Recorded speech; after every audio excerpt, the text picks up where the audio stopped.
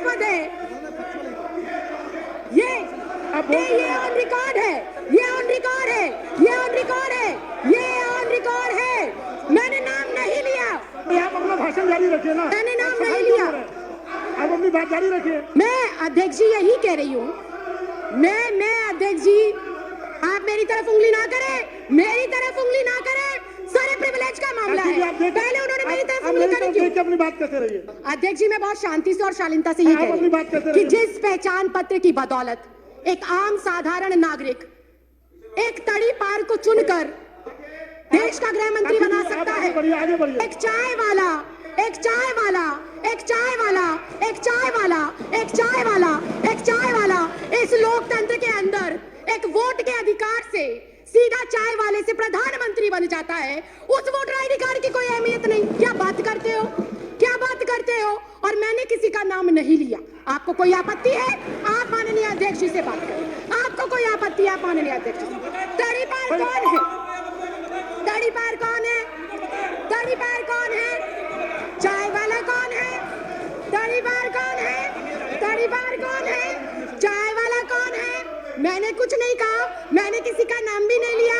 आप क्यों इतना आग बबूला हो रहे हैं? इतना आग बबूला क्यों हो रहे हैं? इतनी गर्माहट क्यों? इतनी गर्माहट क्यों? क्यों इतनी मिर्ची लग गई? क्यों इतनी मिर्ची लग गई? आपको इतनी दिक्कत क्या हो गई? आपको इतनी परेशानी क्या हो गई? मैंने तो किसी का नाम भी नहीं लिया। मैंने किसी दल का नाम नहीं लिया। मैंने किसी व्यक्ति विशेष का नाम नहीं लिया। राखी जी, आप अपनी बात पूरी करिए।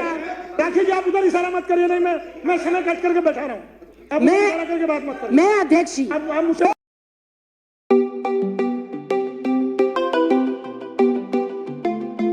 नाम की चीज है, आप उन्हें अनुशासन सिखाइए।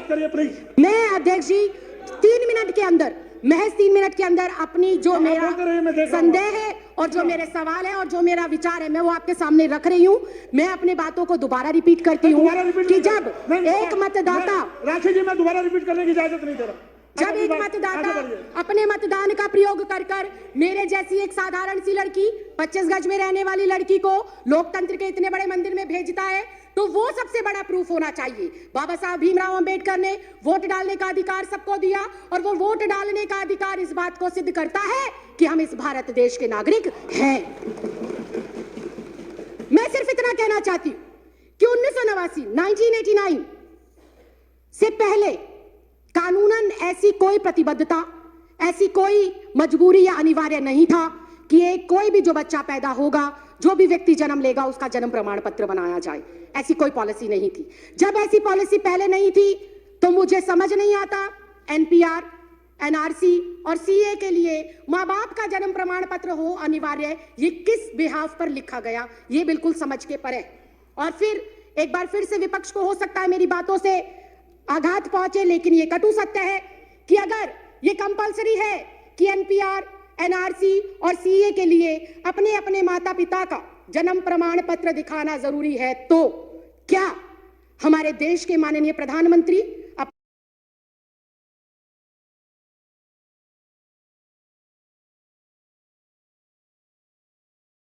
क्या हमारे देश के माननीय गृह मंत्री अपने माँ बाप का जन्म प्रमाण पत्र दिखा पाएंगे?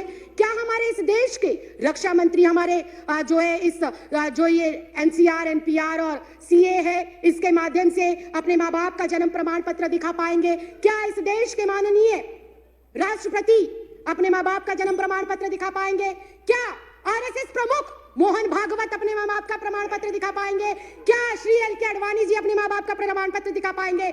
या माननीय अध्यक्ष महोदय आप स्वयं अपने माँ बाप का प्रमाण पत्र दिखा पाएंगे? अगर ये संभव नहीं है, अगर ये संभव नहीं है, अगर ये संभव नहीं है, अगर ये संभव नहीं है, अगर ये संभव नहीं है, अगर ये संभव नहीं है, तो मैं माननीय अध्यक्ष महोदय सिर्फ इतना कहना चाहती हूँ कि जब बीजेपी का शीर्ष नेतृत्व, केंद्र में बैठे मंत्रिमंडल, प्रधानमंत्री, गृह मंत्री अपने माँ बाप का बर्थ सर्टिफिकेट नहीं दिखा सकते, तो क्या उन्हें, मैं कंक्लूड कर रही हूं सर, क्या उन्हें डिटेंशन सेंटर भेजा जाएगा? अगर वो लोग डिटेंशन सेंटर नहीं जाएंगे तो इस देश का आम गरीब मजलूब परिवार का सदस्य क्यों डिटेंशन सेंटर जाएगा? ये सवाल आज इस लोकतंत्र के मंदिर में मैं आपके माध्यम से केंद्र सरकार से पूछना चाहती हूँ। अध्यक्ष जी, मुझे 2 मिनट दे दीजिए, मैं अपनी बात को खत्म कर रही हूँ। अध्यक्ष जी, मुझे ऐसा लगता है कि एनपीआर, एनआरसी और सीए महज देश की जनता को भटकाने के लिए एक हथियार के रूप में केंद्र सरकार आजमा रही है और भटकाना चाहती है वो अपनी नाकामियों से जनता को। नोटबंदी से देश को भटकाना चाहती है, जीएसटी की जो अभी मार पड़ी है व्यापारियों के ऊपर, उससे देश की जनता को वो भटकाना चाहती है। बेरोजगारी जो पिछले 45 सालों के अंदर सर्वोपरि आंकड़ा इस साल में आया है, उससे देश की जनता को भटकाने के लिए हथियार के रूप में इसका प्रयोग हो रहा है। राइफल सौदा हो गया, दलितों पर अत्याचार हो गया, अर्थव्यवस्था किस तरह से चरमराई हुई है। अध्यक्ष जी, मैं एक लाइन कहकर सर, मैं भी रिक्वेस्ट कर रही हूँ, फाइनल क्लोजिंग लाइन कहकर मैं जो है अपनी बात को विराम देती हूँ कि अध्यक्ष जी, ये जो भाजपा सरकार है, ये एक संकीर्ण मानसिकता की सरकार है। इस सरकार को जब से ये अस्तित्व में आई है, किसान सड़कों पर है, छात्र सड़कों पर है, महिला सड़कों पर है, पुरुष सड़कों पर है, दलित सड़कों पर है, वकील सड़कों पर है, डॉक्टर सड़कों पर है, इंजीनियर सड़कों पर है। यह सरकार नहीं, संविधान विरोधी लोग हैं और एनपीआर, सीए और एनआरसी को लाकर ये वोट के अधिकार को खत्म करना चाहते हैं और अपना एकाधिकार स्थापित कर कर लोगों को उनके अधिकारों से वंचित रखना चाहते हैं।